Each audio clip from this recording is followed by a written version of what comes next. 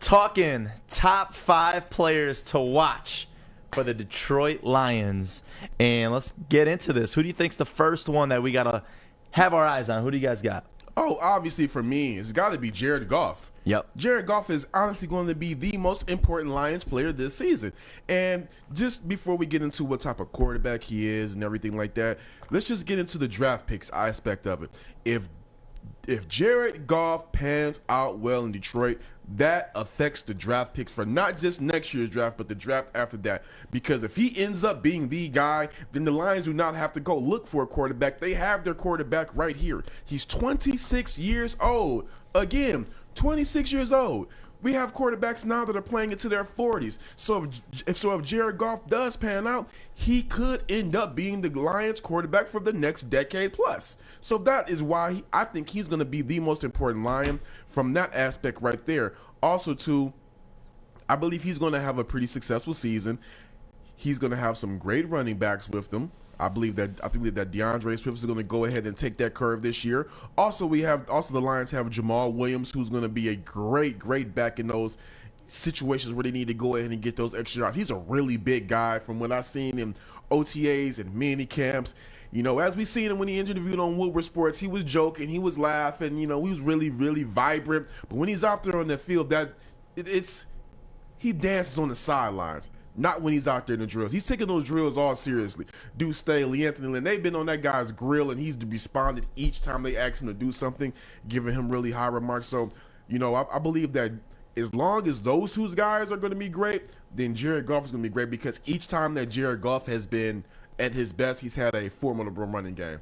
I love that he gets the name that he has right now to where people don't put him at that level of great quarterback.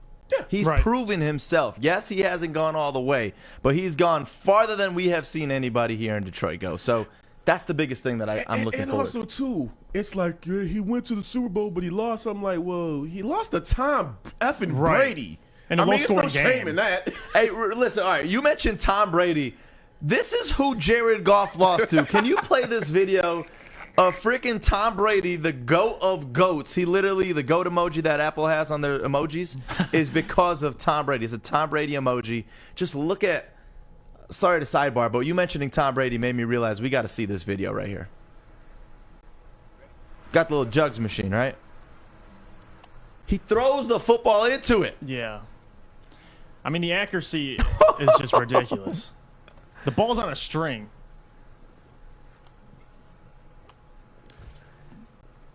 And that is who our quarterback lost to. And even though he didn't play that well in the Super Bowl, yeah, he didn't. Still, yeah, that bad performance. The drive at the end. It's all still, that matters. It's still Tom Brady. And the thing is, that is why I'm not out on Jared Goff. I believe he's going to be really successful this year. T.J. Hockenson, I think that goes without saying. He's one of the top tight ends in the league. Right now, they have, a couple places, rankings have him somewhere between 5th and 6th.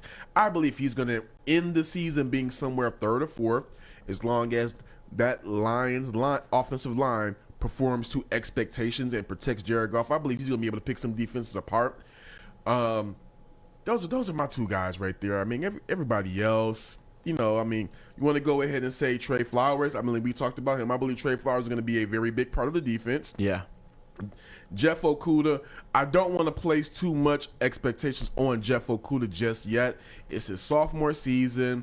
I don't think he can take a sophomore slump because let's be real, he had a rookie slump. And the thing is, we now find out that that's not really all of his fault, because he was being coached by the quote-unquote defensive guru who didn't know what the hell he was doing with them.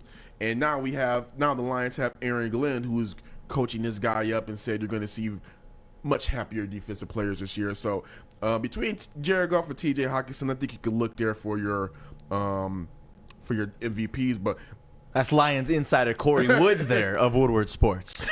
Jeff, what do you got? Jared Goff, thoughts for this season, predictions for this season. What do you want to see? Because he is definitely the player to watch for the Lions. Yeah, he's definitely got to be number one. I mean, if you look at the trade last year, the quarterback for quarterback, I mean, that's one of the trades. You pay attention to where both guys go. And Jared Goff, he's coming into a team with not a lot of talent, but, I'm rooting for him. And he's coming into a coaching staff that is rooting for him, in a city that's rooting for him. And, this is a big season for him because it's away from Sean McVay. He's going to have a whole new offense with Dan Campbell and Anthony Lynn and stuff like that. So if Jared Goff's not your number one, I don't know what you're doing. He's got to be number one.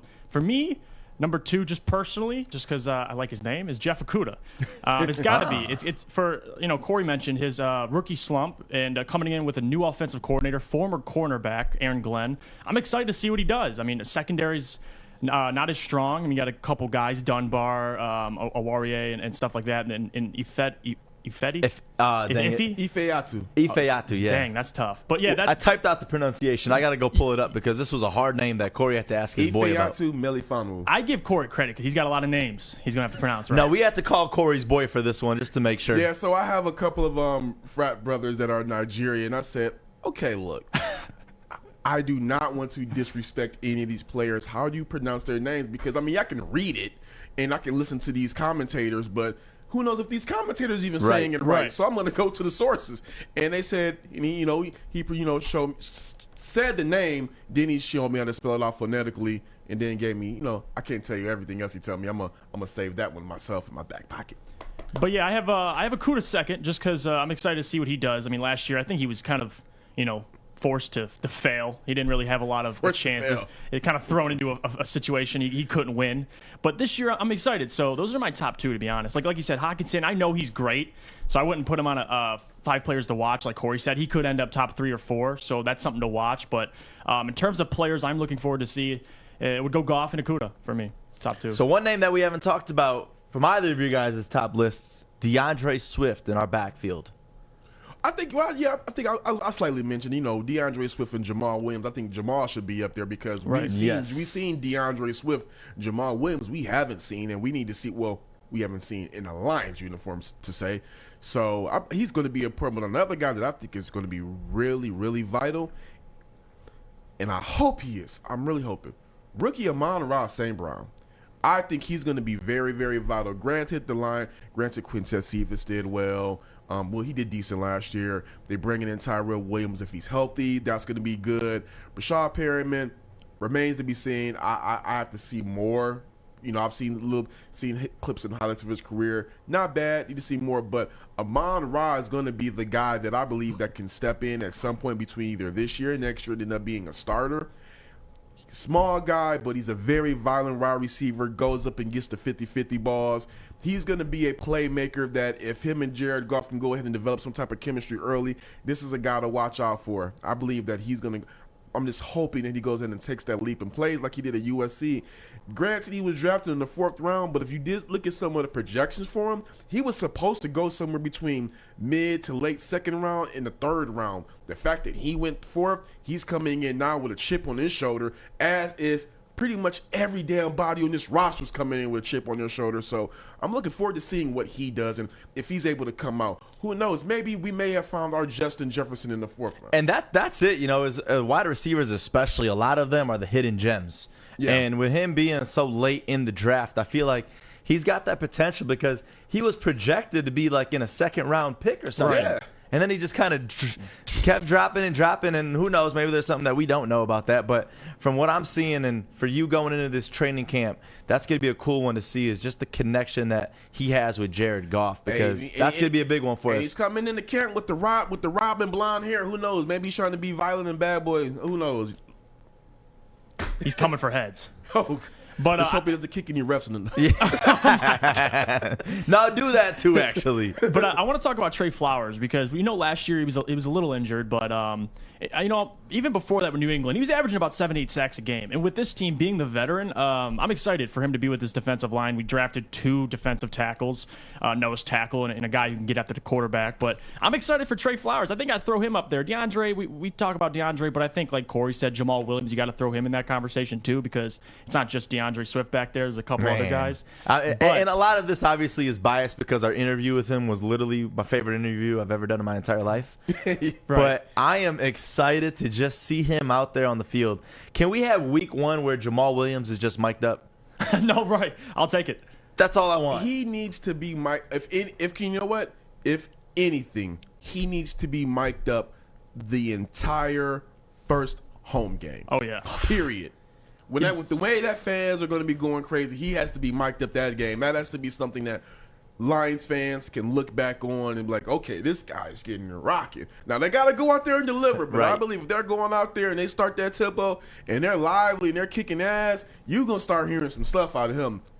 Yeah, just seeing DeAndre Swift in our backfield right now, looking like a solid backfield. You know, I'm just ready to see what they could produce on the field because, I mean, obviously the receiving core right now, we don't have the greatest and strongest, but our backfield, tight end, quarterback, if they could all have that connection, I feel like it's gonna look good and look fun. And you know what Charles just said up in the chat? He said last year, I forgot, the rookies didn't have a training camp, so a lot of these guys just got thrown right in the season. So you look for Swift and Okudah. This is their first training camp this year, so that's exciting.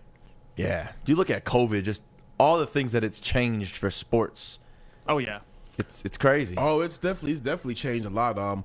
One player that I'm curious to look at, and I'm not gonna say from a stat wise, just from a storyline standpoint. I'm gonna be looking at Taylor Decker. Here's why.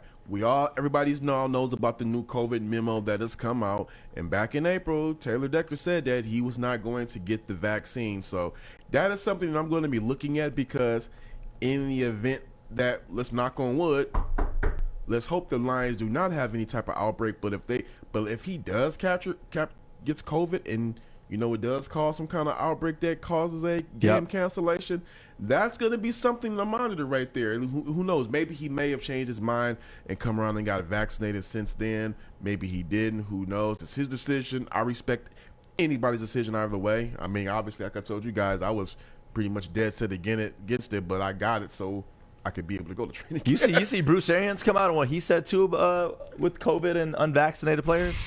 He was saying that, he's saying he's fining. So if you are an unvaccinated player who violates the league rules, which is not wearing a mask in team facility, you're going to be fined $14,650. Woo! Just like that. So they're really stepping up on these whole vaccine kind of pressuring you into getting this vaccine done in the NFL. And that's to go back to the Trey Flowers interview, that's one thing that he talked about. That's the first thing I asked him. And he said he feels like the NFL is, I'm going to read what he says. So I asked him, what are your thoughts with the COVID penalties and what if an outbreak happened? How do you feel about that? And he says what he said. In their eyes, the NFL, I think they're trying to protect the game and not wanting to suspend games. Well, not suspend games, but call off games and have teams playing all different days. That's where I think they're coming from. Obviously, as a player, I feel it's just a way to force their hand to get vaccinated. They've got a way of doing that. It is what it is. You take the risk, you vaccinate it, and you take the risk, you don't. I feel like they're gradually persuading people to get it. And that's kind of what it is. Over the past, couple of days, we have seen two teams, the Patriots and the Vikings, come to terms break terms, I should say, with their offensive line coaches because they refuse to get vaccinated. So this is something that's going to be a interesting topic to monitor with players like Taylor and just other players around the league too. I mean, listen, we got it. Vaccine is here. I mean, the COVID's still around with the whole Delta variant. So, I mean, listen, I'm just glad that football still gets to continue. Yes. So whatever the rules are, I hope these players can follow. But if it's their choice, if they don't want to get vaccinated, it's all on to them as well. And there can be some consequences. Right. Hopefully just the Lions do not face them. Right now, they have a lot of momentum trending upward. They need to keep that trending upward. I believe anything COVID-related would be a monkey wrench in the great progress they have going right now. So best thing for Lions fans to do is to not worry about it right now, but to hope and wish for the best. I think 8 Mile, does this kill COVID? You know what? Should you drink a nice glass of it? I don't know if it has COVID killing properties, but I heard it has fun. Yeah, that's what properties. It is. Yeah, we can't back up the science behind it. But listen, sipping this 8 Mile vodka, and I had friends tagging me saying that they went to Meijer and got a bottle at Meijer this weekend. Led to some fun, especially yesterday with the beautiful weather that we had. 8 Mile vodka. Pick yourself up a bottle at your local Meijer, local liquor stores. My boy Marcus at his liquor store, the Cordial Shop in Taylor, right there on Telegraph. They got them there now. So go there, check them out, try it for yourself. You will not be disappointed.